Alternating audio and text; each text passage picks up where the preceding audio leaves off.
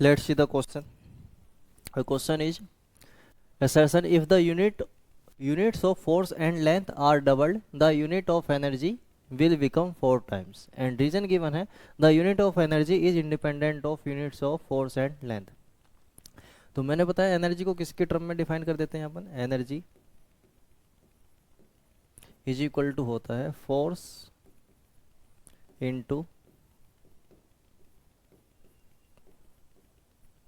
Distance या length. Force into length, ये होता है अपनी एनर्जी का formula. Energy is equal to force into length. तो असर्शन क्या बोल रहे हैं हमसे?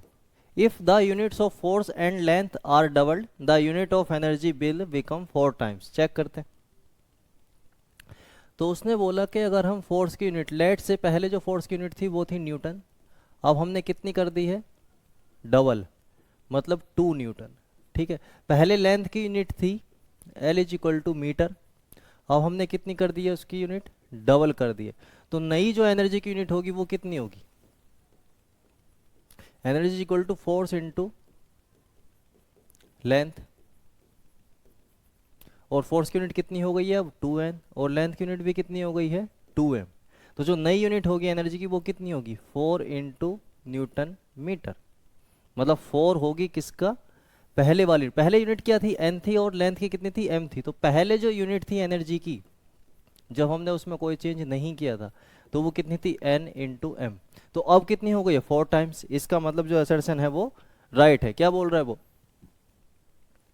कि अगर फोर्स एंड लेंथ की यूनिट को डबल कर दिया जाए तो एनर्जी की यूनिट कितनी हो जाएगी? 4 टाइम्स. बिल्कुल हो जाएगी, क्योंकि यहाँ पे करेक्ट आ रहा है. ठीक है. तो एनर्जी की यूनिट हो गई है 4 टाइम्स. अब रीजन बोल रहा है the unit of energy is independent of units of force and length. ऐसा है क्या? ऐसा बिल्कुल नहीं है. एनर्जी की यूनिट किस पे डिपेंड कर रही है? फोर्स की यूनिट पे और लेंथ की यूनिट पे. आप यहाँ भी देख सकते हैं एनर्जी की यूनिट किस पे डिपेंड कर रही है? फोर्स न्यूटन एंड लेंथ की मीटर. तो वो इंडिपेंडेंट उन पर, फोर्स और लेंथ पर नहीं है, डिपेंड करती है. इसलिए रीजन क्या हो जाएगा? इनकरेक्ट हो जाएगा या फॉल्स हो जाएगा. तो कौन सा ऑप्शन करेक्ट होगा? Assertion is true and reason is false. तो C will be the correct option.